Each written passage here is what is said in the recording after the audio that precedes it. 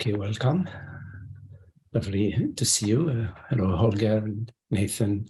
Hi, Chris, Holly, and Frank. Nice to meet you, Chris.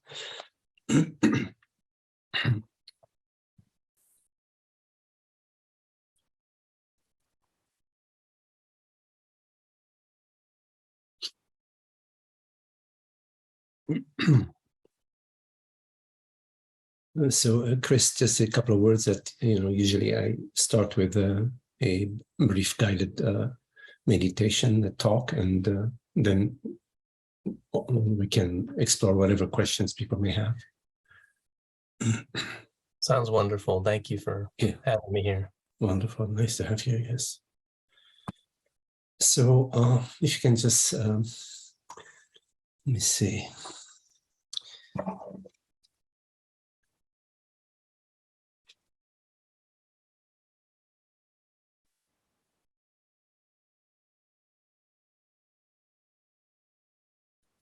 Sit comfortably and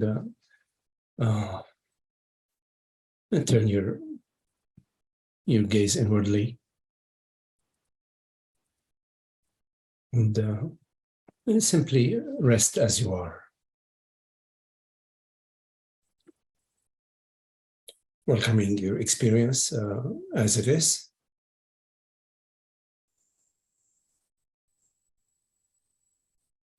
Without interfering.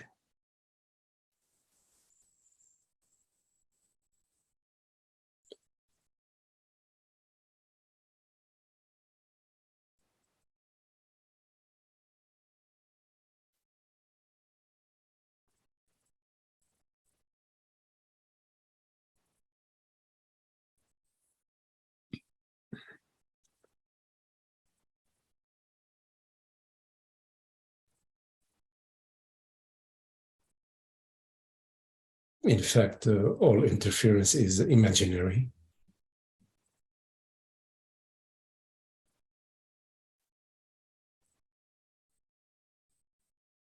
Because the flow is what it is, life is what it is. And there is no one interfering with anything.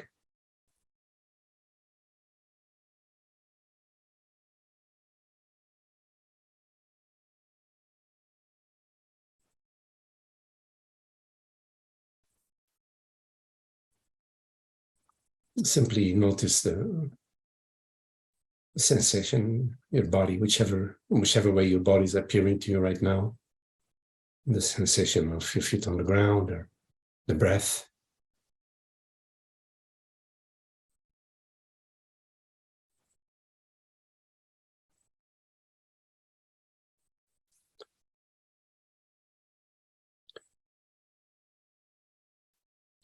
Nothing that you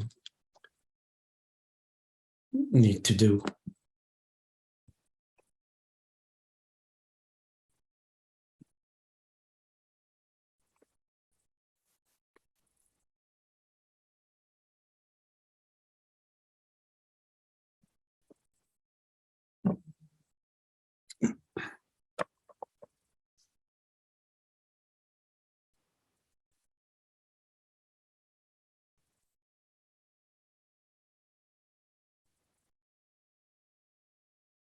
Whatever thoughts appear to you, they appear so effortlessly.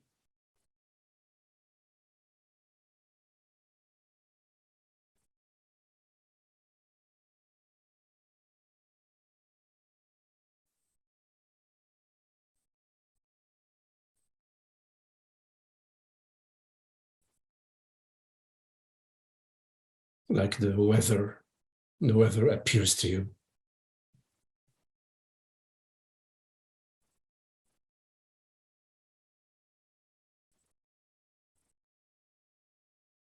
The breath appears to you.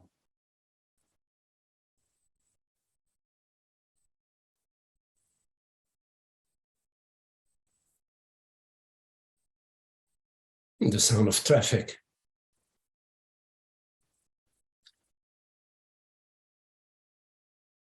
the sunshine, the light shining through the window appears to you.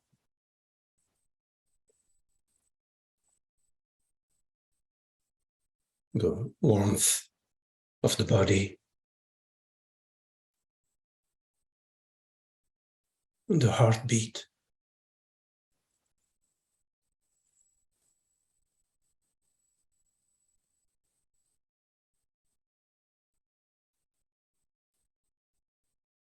A memory.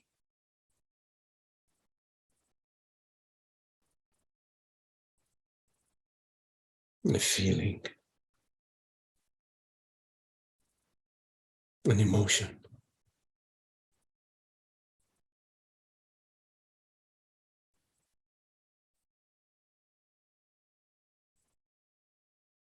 So mysterious. It's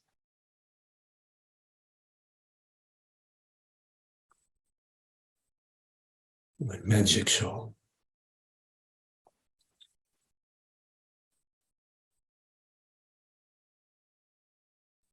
Everything that appears to you is completely fresh.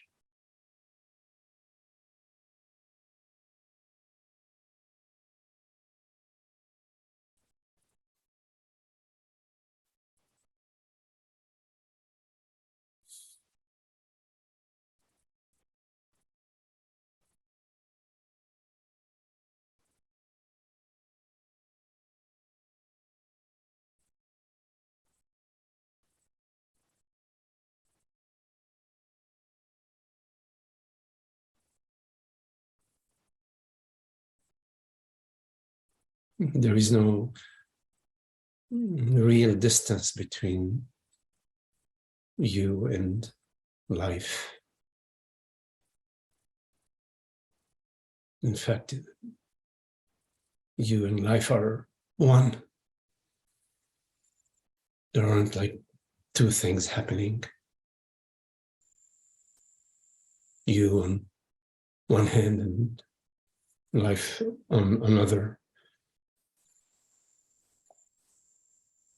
It's one movement, one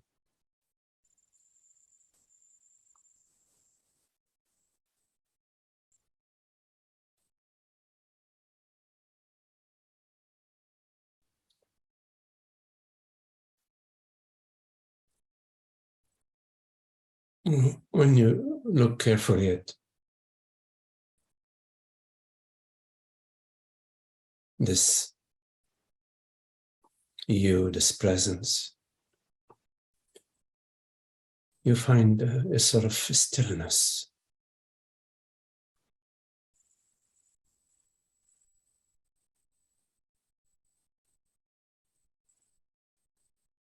A peaceful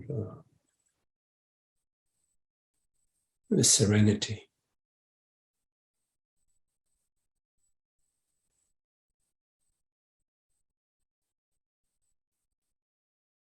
And you find movement, perceptions, thoughts,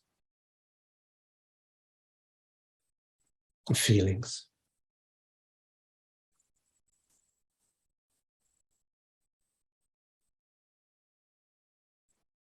But they're not two, they're not separate. You is this still, effortless presence, transparent.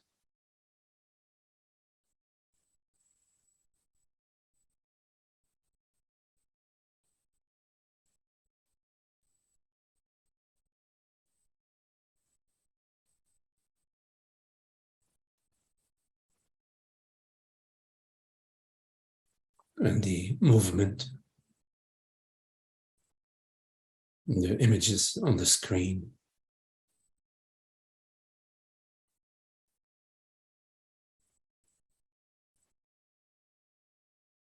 they are this stillness dancing, moving.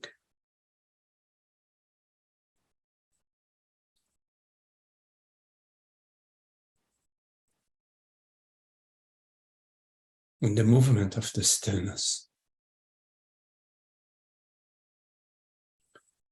does not disturb it.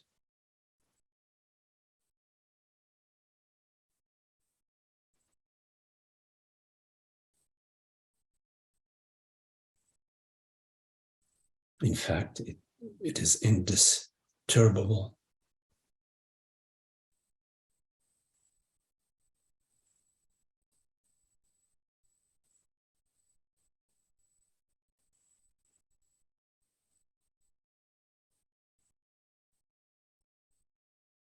And it is the discovery of your indisturbability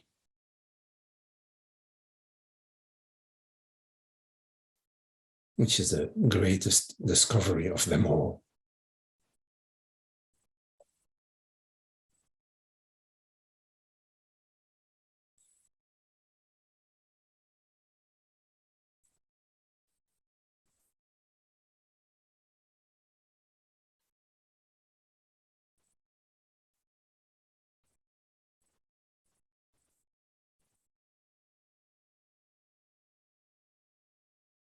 The discovery of your true nature.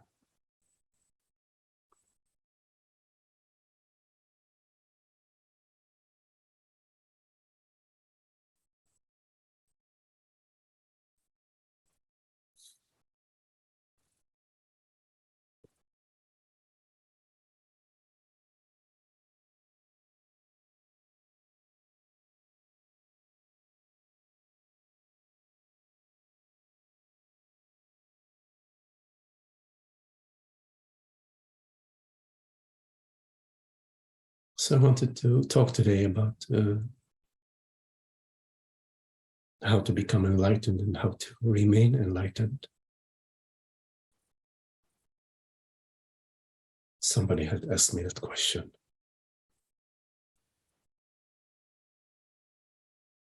How do I get enlightened and remain enlightened?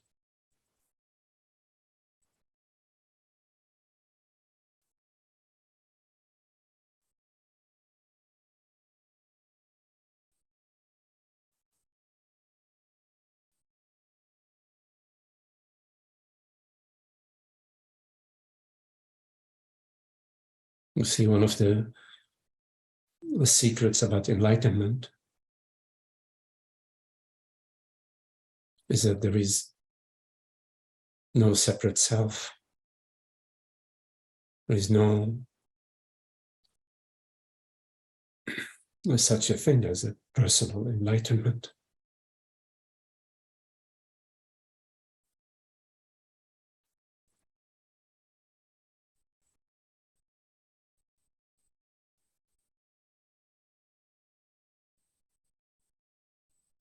Because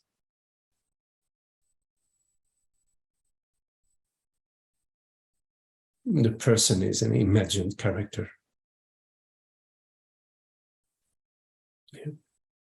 You imagine yourself to be a man, a woman, a person.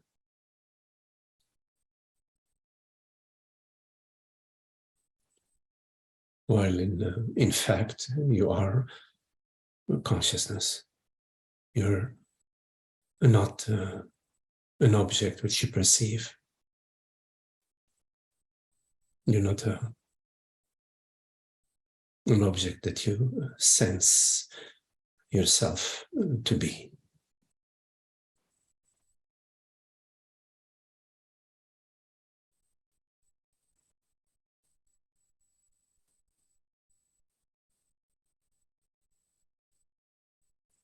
You are the reality which perceives, which right now hears these words.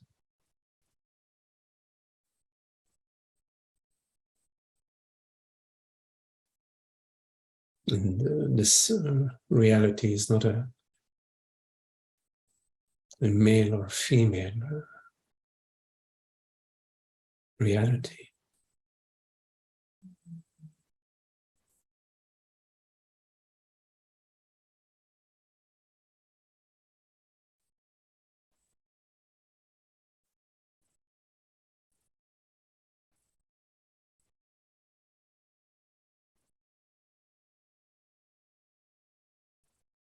So there is no such thing as a personal enlightenment, except in the imaginary realm.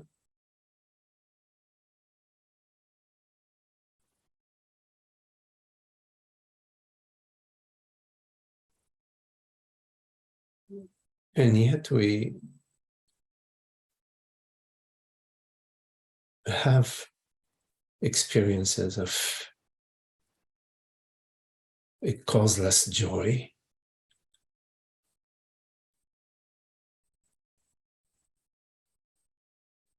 in a flash. We may realize that our true nature is not the character we imagine ourselves to be.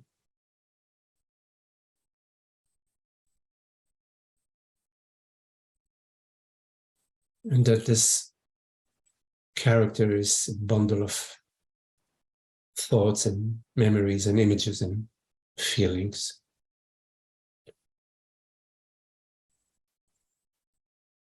Which somehow we have identified with and taken ourselves to be.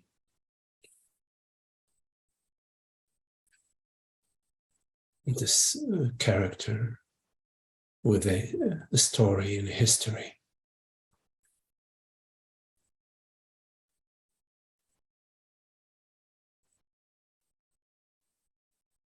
Progressing from past towards a better future.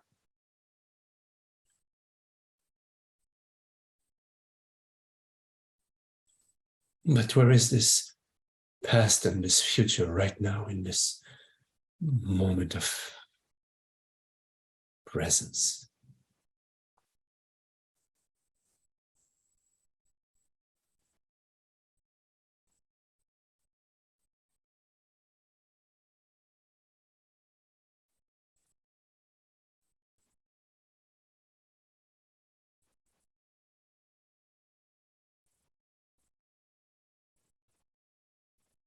So there are times when we experience this.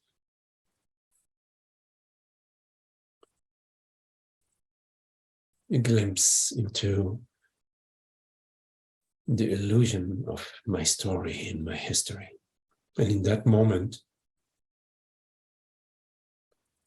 the veils of identification drop, dissolve, part for a moment. And in a flash, we experience our true nature as this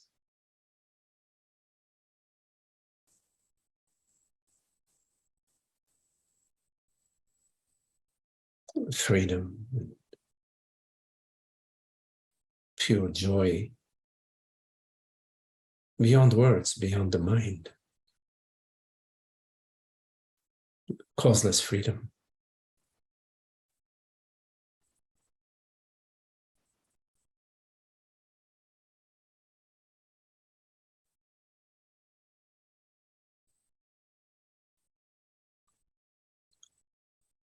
A glimpse into the divine.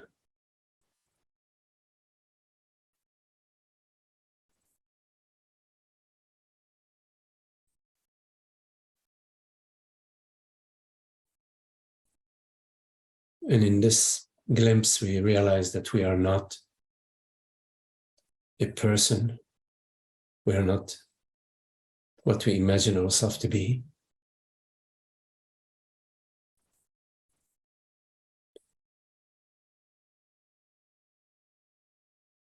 And this identification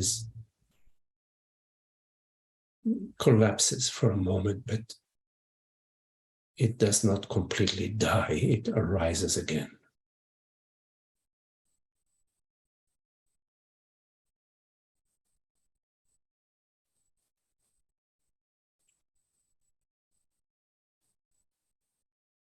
It arises, but it's not the same. It's been wounded. It's been the arrow that has pierced it, but has not slain it yet. The habit, the me habit, I am this person, appropriates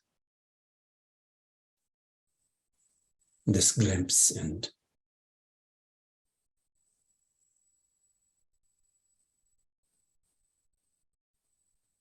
creates a new person, an enlightened person.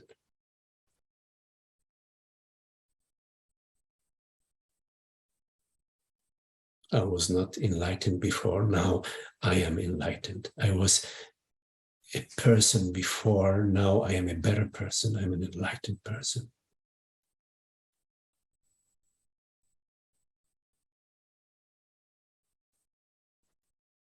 The feelings of elation,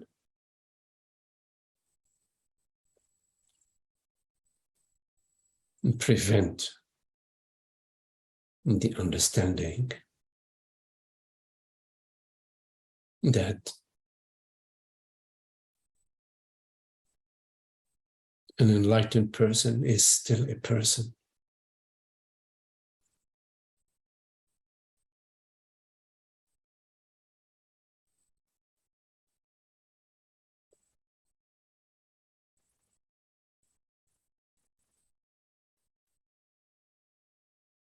And hopefully in time, further understanding will bring clarity that this enlightened person is also an illusion.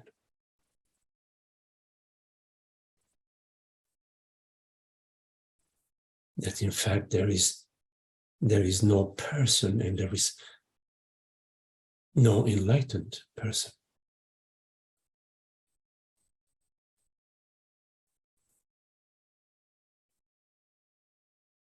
But yet there has been a glimpse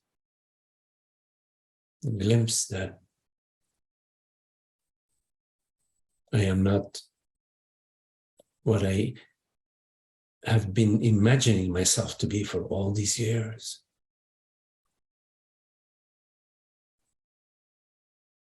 That my true nature is not that of a body, mind, a person. That my true nature is way beyond that, beyond words.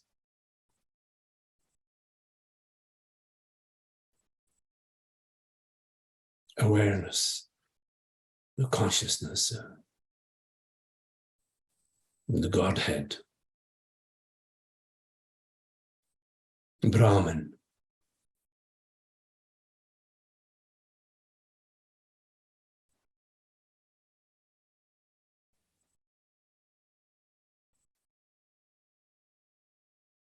But in many cases, the hypnotic trance of being an enlightened person is not so easy to let go of.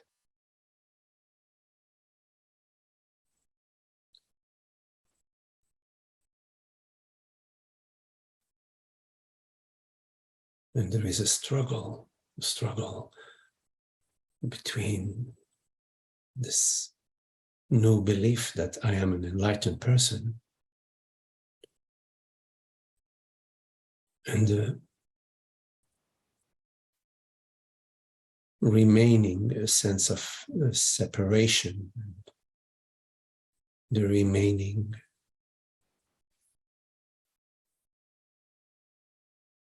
sense of isolation and lack.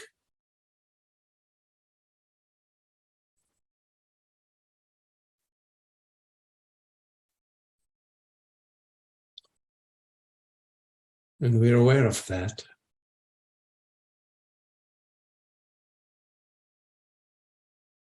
And so we struggle to, how, now that I have become an enlightened person, how do I remain an enlightened person?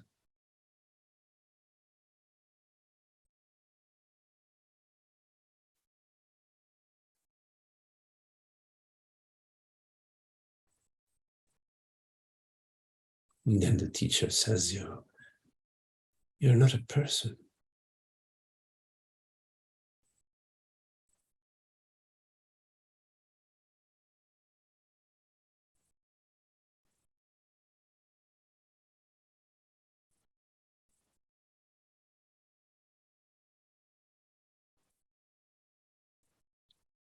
And the enlightened person says, oh, I know I'm not a person, but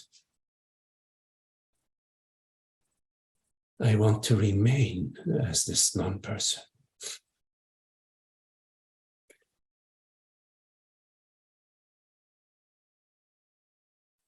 I know that there is no personal self, but I want to remain. I want to remain as this non-person. I want to remain as a non-person. Pretty tricky.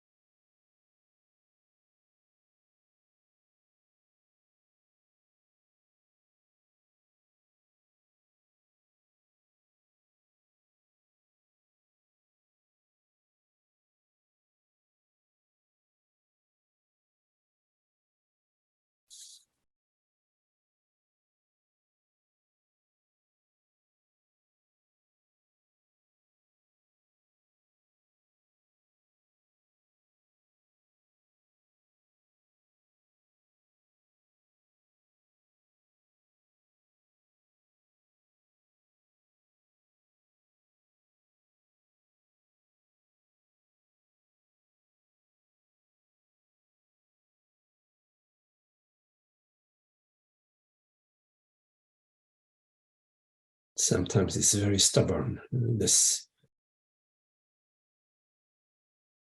belief and feeling that I'm enlightened.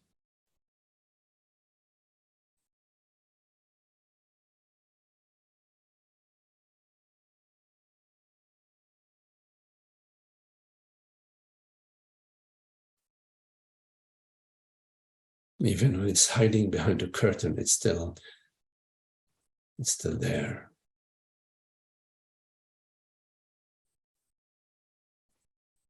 In the Zen tradition, they speak of the stink of enlightenment.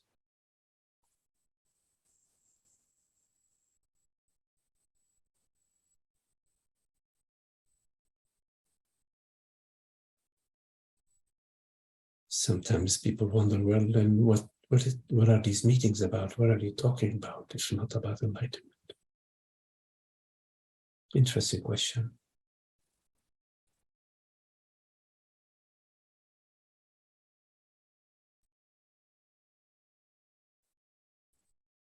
You have to find out.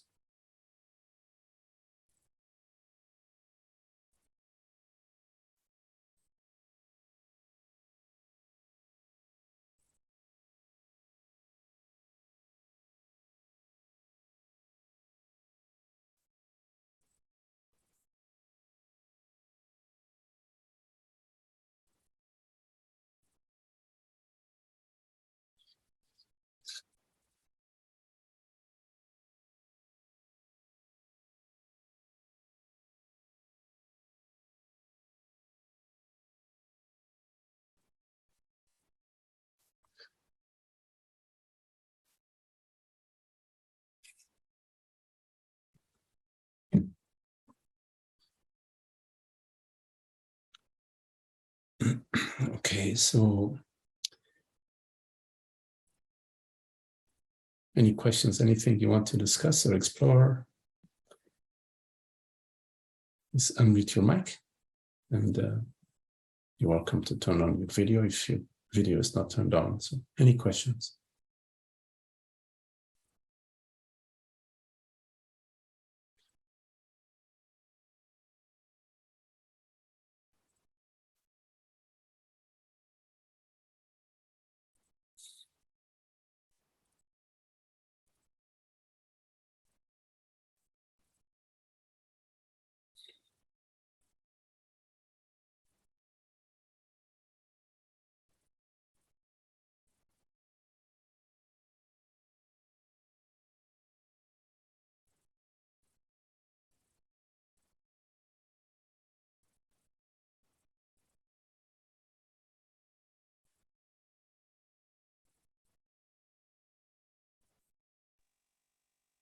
Hi, Magdi.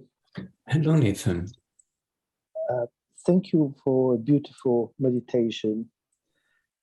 I just want to ask something that it's not very clear to me. It started years ago when I was listening to Rupert, and he was saying that everything that appears in awareness, known by awareness, and made of awareness.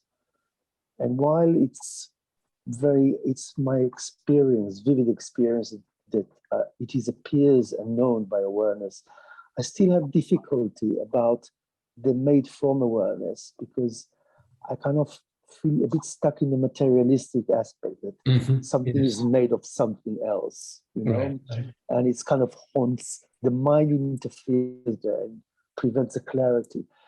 I wonder if you can talk a little bit about it and clarify it a bit for me, please. Yeah. That your experience, meaning your perceptions and sensations and meditations, what we call the mind, when we say the world, body, mind are made of awareness, it's a way of speaking, but I can try to clarify that.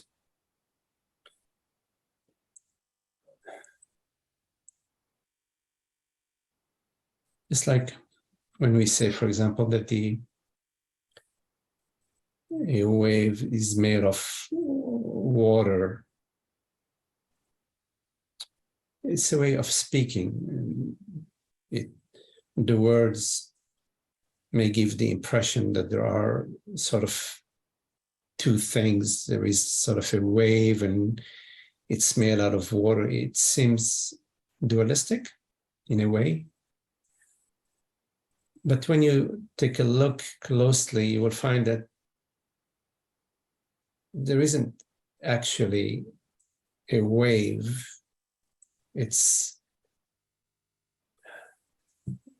We're conceptualizing a wave. And water meaning the reality of the wave. In this case, in the metaphor, it's water. It refers to the reality. So like in your experience, there is a reality. There is a reality to your experience. There is something rather than nothing. It's not like a complete emptiness. There is something rather than nothing. This something, whatever it is really what is this something, this reality, whatever it is. And then there is how this something appears as perception, sensations, thought, this conversation.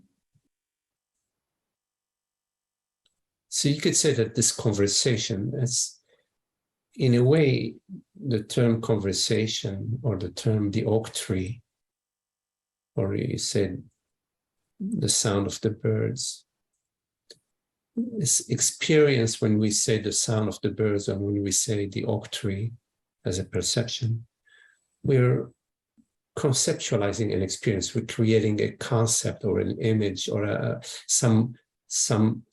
we're making a conceptualization and say, that's an oak tree. But our experience of the oak tree is not the oak tree. It's a pure experience, which we refer to as, oh, that's an oak tree. So the label is not the thing. The way you draw the lines around this experience, and you say inside of this line that's the oak tree, and outside of this line is the sky. That's just a manner that we use to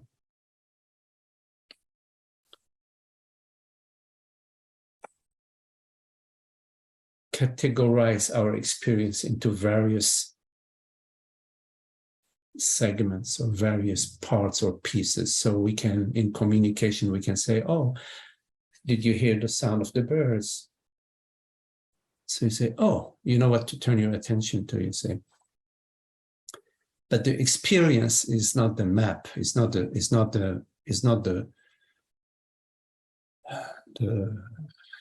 concept.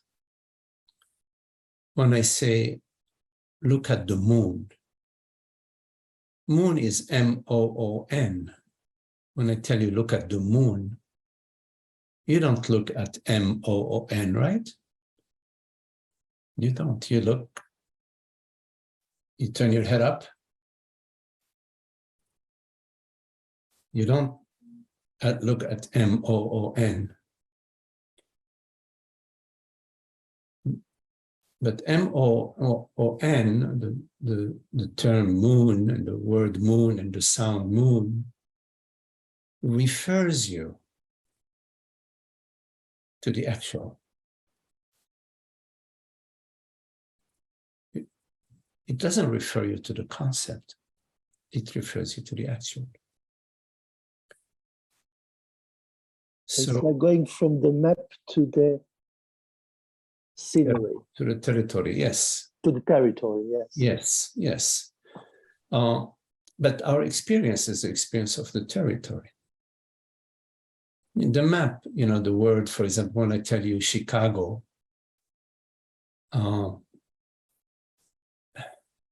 you have some sort of image.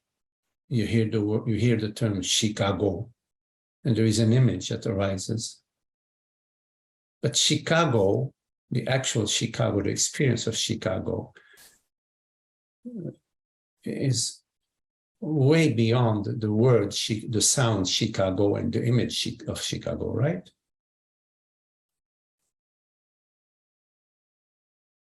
So coming back to your original question, that the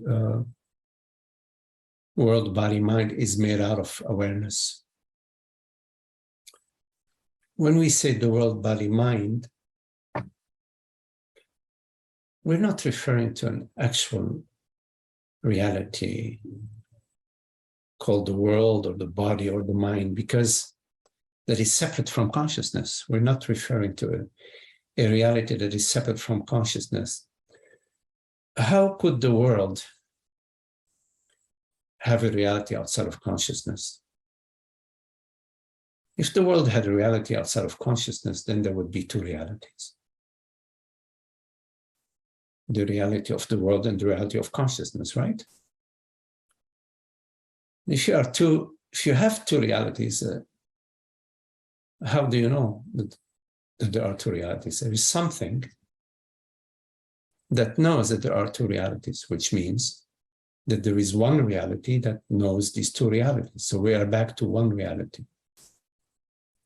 If you follow that line of reasoning, you realize that no matter which way you flip the coin, you're always going to end up with one reality. Right? Absolutely. So the reality of the world, yes, we do not deny the reality of the world, as the reality of the world is consciousness. The reality of the mind, the reality of thoughts and feelings. Yes, we don't deny the reality of thoughts, but that reality should not be confused to be an independent reality of its own, sort of a thought-like reality that is separate from the reality of consciousness. The thought-like reality is nothing else but the reality of consciousness. So if you consider that there is one reality, we are back to the metaphor of the water and the waves. The reality of the waves is water. So we're back to one reality. When you contemplate that there is one reality, it may be easier for you to understand the words that the world, body, mind is made out of consciousness. It refers to that the reality of the world, body, mind is consciousness. So the world, body, mind appears in consciousness, is known by consciousness, and is made out of consciousness, and dissolves back into consciousness.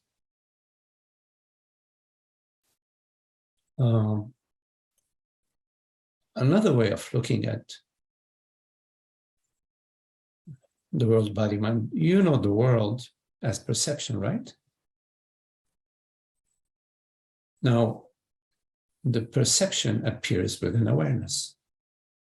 In other words, it is I, awareness, which perceives the tree, or which perceives the perception, right? Ask yourself, where is this perception? Where is it located? Is the perception out there somewhere? Or is the perception intimately one with that which perceives it? Meaning with consciousness. You follow? Yes. When you ask yourself this question, you realize, oh wow, in my experience, every moment, in this moment, whatever I'm experiencing, whichever way I conceptualize it, you can say perception, sense, whichever way you conceptualize your experience, that in this moment, your experience is intimate, is not separate from consciousness, from I consciousness. It's at zero distance. Zero meaning complete absence of distance. There is no distance. If there is no distance, that means they're one, means they're one. Which means the perception, the perception is nothing else but consciousness itself. It's made out of, that's one way of speaking. It's just a way of speaking, that's all. It's not like, you know, I understand how the words can be it can be confusing or deluding. But zero distance means that the perception is made out of consciousness. It is why do I say made out of consciousness? Because the perception keeps changing. So it's not that consciousness is made out of the perception, because consciousness always remains. It's like the screen. The screen remains, and the perceptions keep sort of appearing and disappearing. It's as if like, because it's zero distance, so it's only consciousness which is constant, which is not increasing or decreasing or improving, or nothing is happening to consciousness. But it's as if it's coloring itself or dancing within itself, and it's just enjoying that's one way of speaking it. You know, language is just language. You know, it's enjoying its creativity. It's enjoying its infinite creativity, and it's doing it. Here it is right now. This conversation is nothing else but consciousness just delighting in speaking about itself right now via the medium of computers and the light, and bodies, Magdi, Nathan, Holly, it's bodies. So the world body mind is made out of consciousness. Doesn't mean that there are like two things, two separate realities, and one sub-reality is it's made out of little pieces of consciousness or something like that, Yes, I understand. Yeah. Yes, I get it. Wow. Yeah. It reminds me when I was a small child, about 10 or 11, on Friday after a week in school, we used to go to the gym hall and sit on jute bags, and watch a film, Yes. Cowboys, westerns. Yes. And I remember my wonder as a kid, I got nearer and nearer to the screen and touched the screen. And the image, there was a screen. Yes. Yeah, is vibrating. Yes. But touching it, there was just screen. Yes. And it gave me such a wow, Right. Yes. Our child is absolutely thrilled by this discovery. Yes. And it always remained with me. Oh yeah, that's a great discovery. It's a great discovery. Yeah. That's a great discovery that it's all the screen. It's all the screen, Yeah, it's all just a screen. And yes. how wonderful it appears. Yes. And yet, every time you touch the screen all the time. You're always touching the screen. It's always the screen. It's all the screen. Yes. Consciousness. It's just the one reality. I know Francis. Somebody lately interviewed Francis and told him, "How do you summarize Advaita, the non-dual teaching?" He said, "It's very simple. There is one reality." He said, there is one reality. And then the interviewer asked him, "Well, what is this one reality?" And the conversation went on, It goes into the film. Yes. Into the story on the screen. Yes. Oh, wow. Thank you so much. I get it. Thank you. Okay, Nathan. Yes. Okay.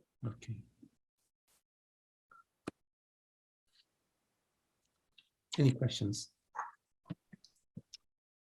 Yeah, Magdi, that might be a good segue into my curiosity.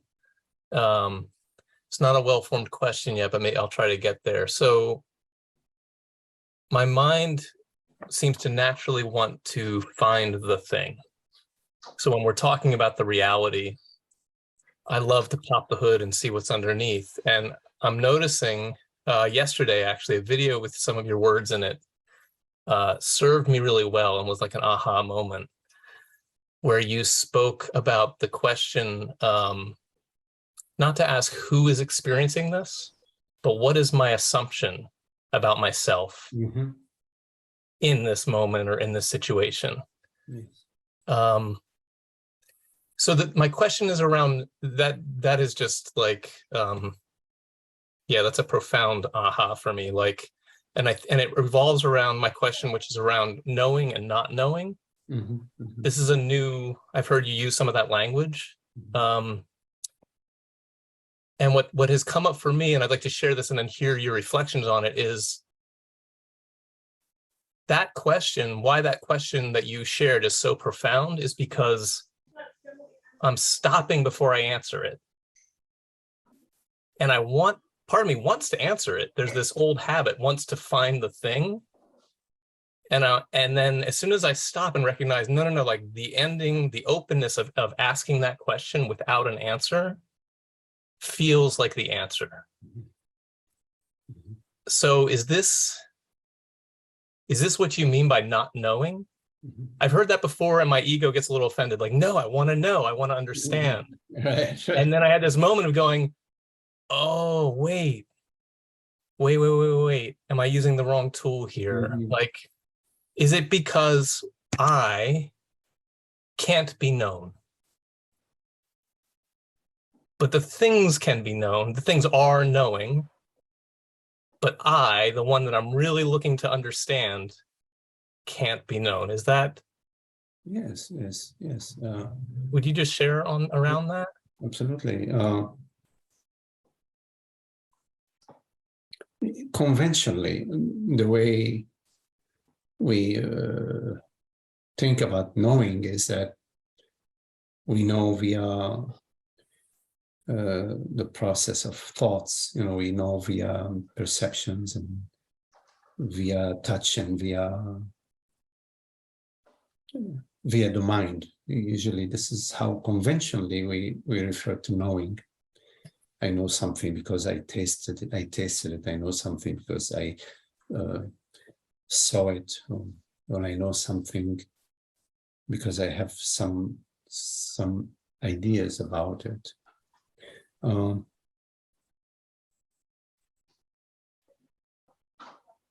Everything that we know via the mind, when you ask yourself, actually, what is the mind? You don't actually like find something fixed. You don't have an actual fixed experience of something called the mind. We never met a mind. But we use the term mind, which is fine. I just wanted to make a point that by the word mind, which I use all the time, we're not referring to an actual thing, something real called the mind. We're basically referring to thoughts, perceptions, sensations, memories, feelings, creative thinking, sensations within the body. So we refer to that as mind, encompassing perceptions and sensations. In the very, very narrow sense of mind, we sometimes say the mind is just thoughts. But in a broader way of looking at the concept mind, we say mind is thoughts, perceptions, sensations, feelings, memories, whatever. So, but there isn't an actual mind. So mind is the activity of thinking, perceiving, feeling, yes, sensing. That's so. When traditionally we refer to knowing via the mind, we're basically knowing via the activity of thinking, feeling, sensing, perceiving, etc. Traditionally. But if you look at thought, it's constantly changing and moving, right? If you look at sensations, it's constantly changing and moving. And same thing with perceptions. So when you look at your experience of world, body, mind, which I refer to as the mind, I'm not saying that there is a mega mind, don't misunderstand me, it's just language. When you look at the experience of mind, you find that mind is just movement. So if traditionally knowing is based on the mind, then knowing, because it's arising out of movement or is based upon movement, is just it's just movement. When you look at it this way, it makes you pause. You pause and say, wait a minute. Let me take a look at that, because it's fascinating. Because we hold on to the stuff we know as if like it's more like set in stone. But in fact, it's not. Traditionally, knowing is just a movement. So in a way, right now, in this very moment, this experience of perception, sensation, this conversation, hearing these words and these bodily sensations, whatever is going on right now, is what we refer to traditionally as knowing. And I'm perfectly okay with that term, not a problem. So knowing is, we're constantly knowing. It's constantly knowing. We're just constantly perceiving, sensing, feeling, sensing a headache,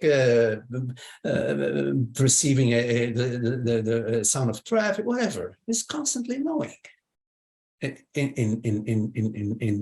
the way we're speaking about it. Now,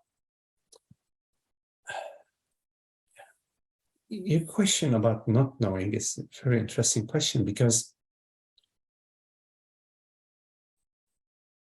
how can we know not knowing? I mean, it's an oxymoron right there, you know. So it's like the question is about not knowing, and so what is it we're approaching? We're approaching not knowing. We're coming to not knowing and say, okay, tell us who or what you are, but not knowing it's like asking the blind man to tell us what is the color of the sky, you know. You see what I mean? It's interesting, because sometimes, like, the questions, the mind creates questions and makes conclusions sometimes. But when it stops and takes a look, when we stop and take a look, things shift. So how can we know not knowing? A very interesting question. So we just keep that question open. We say, well, this is a very interesting question. And then we go, okay, wait a minute. Magdi and other people, they speak about not knowing. They're not sort of trust in a way what the, you know, I sense they're pointing to something. What are they talking about?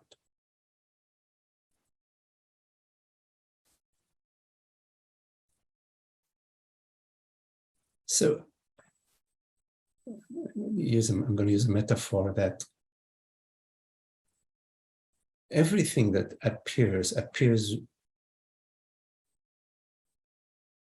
to a certain, it appears to, it doesn't appear to itself. A tree doesn't appear to itself. A sensation doesn't appear to itself. Whatever appears to a reality. You could say to, like Francis often says, to that which perceives, the reality which perceives. Awareness uses the term awareness. Whatever appears, which is the knowing, the mind, that's we refer to as the knowing, appears within a space that is not an activity of the mind. It is not a thought, it's not a perception. The thoughts and the perception sensation appear within a reality. And as you said, you know, initially in your question, you said, well, are we talking about the reality which perceives that cannot be known? Yes, yes. Let me just do one thing here. That's not Holger. Okay. Holger, if you don't mind, just to take a look at this, just to make sure we don't have a, you know, a troller. Thanks.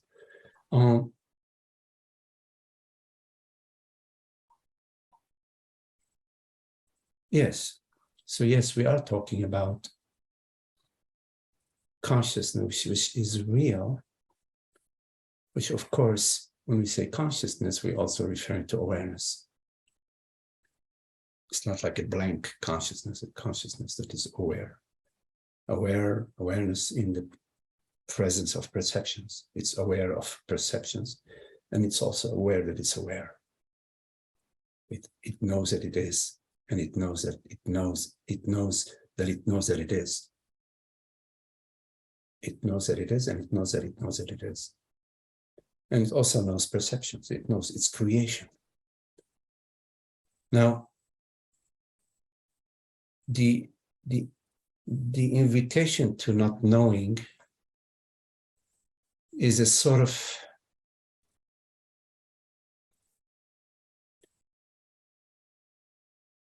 a relaxation which is effortless, which arises out of your understanding that you are not what you imagine yourself to be. Anything that you imagine yourself to be is not what you truly are.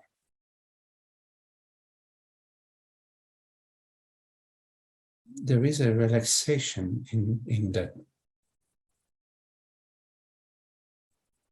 understanding, which sort of relaxes all these self-images, self-identifications, self-protective mechanisms, and so on. And it leaves presence / not knowing. Being, not knowing. I like to use those words, being, not knowing. Not knowing is sort of openness. It's a sort of a borderless beingness. So,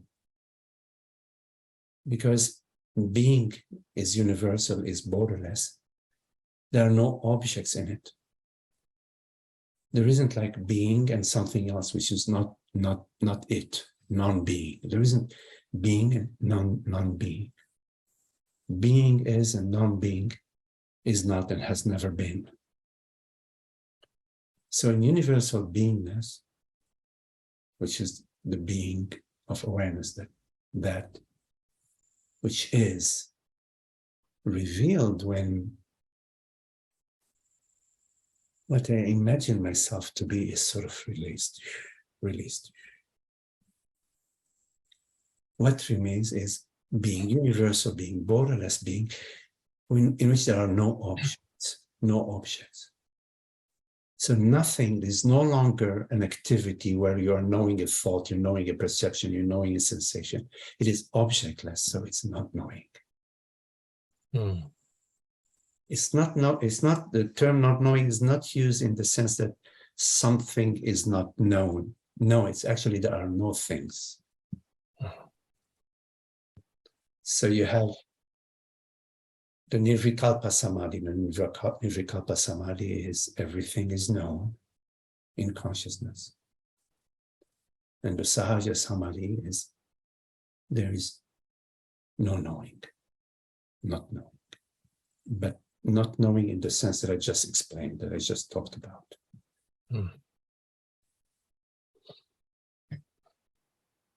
So if I could share, just in the short bit of time that aha moment has come to me, part of the relaxing that you're speaking of that's happening for me is partially in that I'm noticing my intellect is kind of zeroing on the target, which seems to be not what it is, but I can, maybe this is the neti process. I can focus my intellect on what isn't. And that seems to be helpful because I'm feeling in your words that I'm relieved of having to understand and define what this reality is. Yes. Right? Yes. So is that a good use? I mean, is that the appropriate use of or a healthy use of the mind in looking at and saying, your question, what is my assumption? It's poking holes in a lot of these unknown assumptions I was making, and they're deflating. Yes, you can focus your mind on anything you want, as long as you are also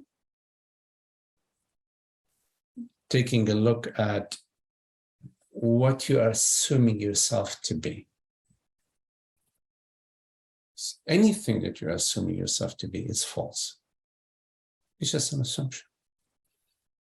And of course, it's your freedom to assume yourself to be anything. But I'm not interfering with your freedom. I'm just saying that anything that you assume yourself to be is false. But you can focus your attention on anything you want out of your freedom, out of your love to play, out of your love to celebrate. It's out of your freedom.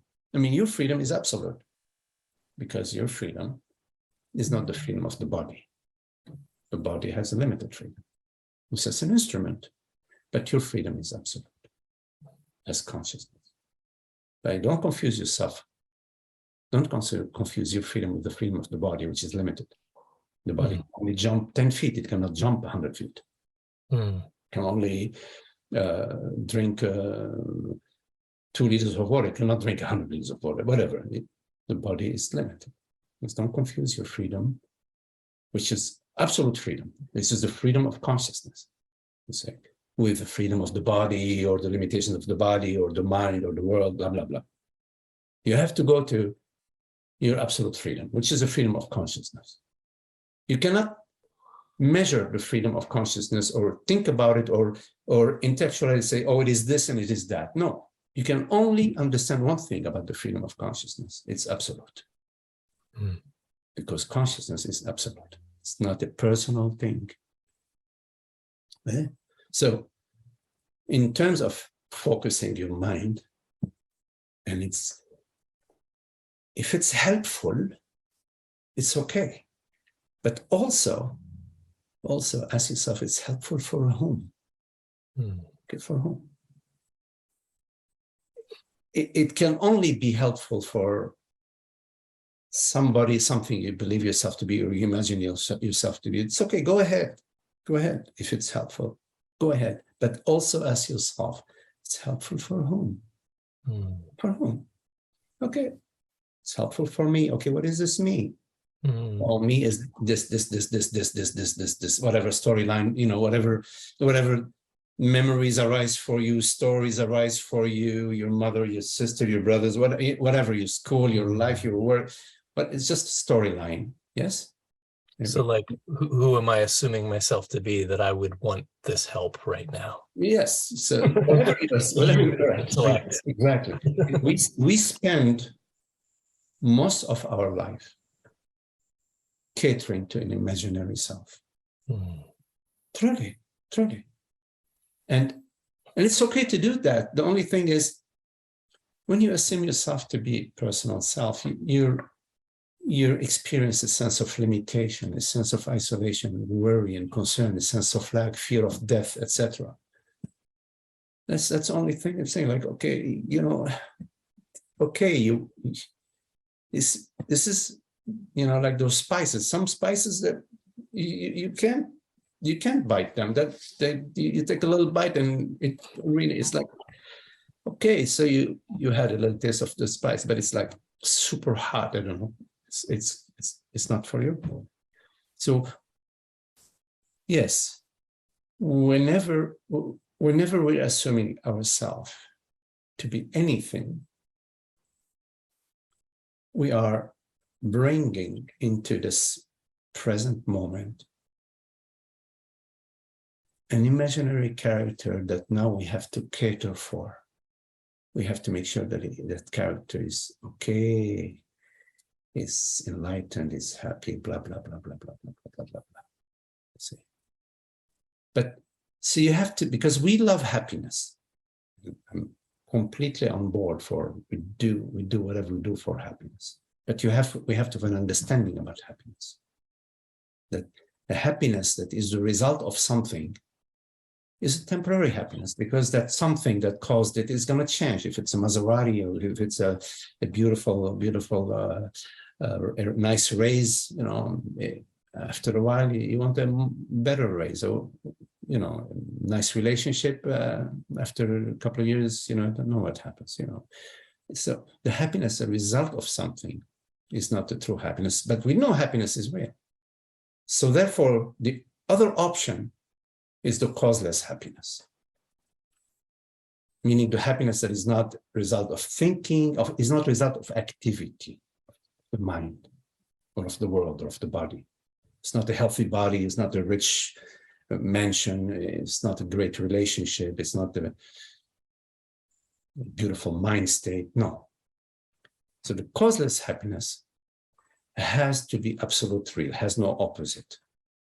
The happiness that is a result of something has an opposite, meaning when that something that caused it ends, that happiness is gone. So I wouldn't call that, I don't use the term happiness to refer to that. Happiness has to be absolute. So then you ask yourself in your experience, because why look anywhere else outside of your experience? Why? So you ask yourself in your experience, what is it that is absolute in my experience? It's not your thoughts, it's not your memories, your feelings, your sensations, your experiences, your meditations, your yogas, it's not none of that. The only thing that is absolute in your experience is awareness, consciousness, beingness, presence, whatever word you use. the non-phenomenal reality of your experience, right? So if you discover that that's the absolute, that's really what is the absolute, then you don't need to dance around what you discovered. If you discovered that, then it's your discovery. Your discovery is yours. It's yours. It's yours. It's yours. Yes? When your discovery is yours, when an understanding is yours, it's yours. Boom. It's mine. And that's mine. Once you come to the understanding that, yes, that which is absolute in my experience is presence, beingness, consciousness. You found the happiness. You found where the happiness is. You found where the absolute, the real happiness is. And what remains is to align your life with that understanding. There is a process. There is a journey of alignment, whatever the words are, it doesn't matter, of integration. And it takes courage. The courage is it's so funny because like we discover something and then we're afraid of it. You know, we're right. We discover that happiness is causeless, and we're afraid to say, no, wait, if happiness is causeless, well, what about this beautiful girl that I want? What about this car that I want? What about, you know, we're afraid. No, you can celebrate life. You can celebrate life in relationships, in wealth, in you want beautiful mansion, build a beautiful mansion. Go for it. But don't make your happiness dependent on it. I know I'm going all over the map here, but I forgot where we started. I think you're right on. Right. So yeah, you're right on. Yeah. Thanks. So in terms of the focusing of your mind, okay, just please go ahead, focus your mind on whatever you want. It's absolutely. But just also take a look at what you're assuming yourself to be. Are you trying to improve the person? Which person? It can only be the person that you imagine yourself to be, or you believe yourself to be, or you feel yourself to be. Okay. You feel yourself to be this person. If you feel yourself to be this person, does it mean that you're this person? No. If you take like a hallucinogenic and you feel yourself to be a dragon or a butterfly, you see. But you say, okay, well, wait a minute. That's just because I took a hallucinogenic. But for the past 50 years, I've been feeling that I'm a person. Bullshit. When you were 2-3 years old, you didn't feel you were a person. When you were 5-year-old, you weren't feeling you're a person. When you were 12, all you were feeling is like you're a horny SOB, you know. Don't tell me about no person, you know, it's a joke. It's a story. It's a story. We had to learn it. Like I see babies now, and as I'm coming to this understanding, I'm like, oh my gosh, we're doing all this work we think we're helping them. We're trying to teach them out of what they already know to a certain extent. I'm not putting it down. I'm just saying I see it's a different, oh my gosh. Yes. You know, they already, I'm trying to undo that. Yes. It's you know, I think that with children and with each other, you know, that which is the most wonderful thing is the love. Is to love and to respect the freedom, you know, God's freedom in every one of us. And to, you know, they're your very self. They are our very self. There aren't like better people, worse people, etc. They're your very self. Your very self. It's you. It's you. In a different, appearing as a different perception, but it's us. And children, they are consciousness, and they're wonderful. They're wonderful in every way, even when they're pain in the butt. There's something about them that's really wonderful. But yes, you are right. We have to really be careful not to indoctrinate our children in our, you know, worries and fears and concerns and, oh my God, what's going to happen to me tomorrow, you know? because they pick it up, my children, they pick up, the body language of the parents or of the adults. They pick up our fears and our worries and our concerns. It's the most painful part of parenting, I find. I have 2 teenagers, and they're constant mirror for that. Yeah. That's humbling. Right. Yes. I had a good time with my 2 kids. I have a girl and a boy. We played a lot when they were children. Somehow they brought the child in me, Yeah.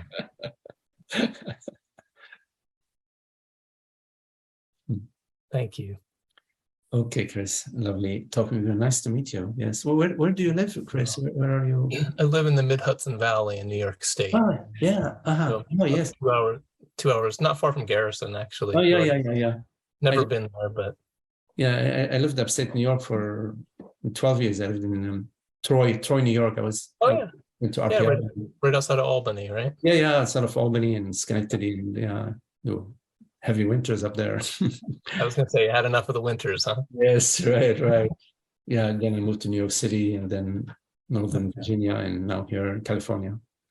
But I love upstate New York. It's so beautiful. So beautiful. Beautiful. Yeah, it is. Yeah, the Catskills. You're right there by the Catskills. It's yeah. Well, nice chatting with you, Chris. You too. Thank you very much. Yeah, thank you. Well, thank you all. Lovely to be with you all, Holger and Chris and Nathan, Frank, Holly, hello Holly, and Desmond. Thank you all. Thank you, Magdi.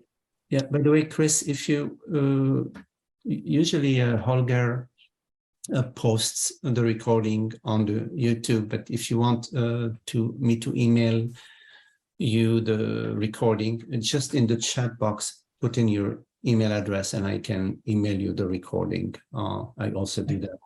I appreciate it. I feel like it'll work against me. I'll be too self-conscious, so I'm just going to let digest what you shared with me. Anyway, it will be on YouTube. It'll reinforce the individual. Thank you, though. Okay, no, we don't want to do that. All right, see you. Bye-bye. Bye. Thank you.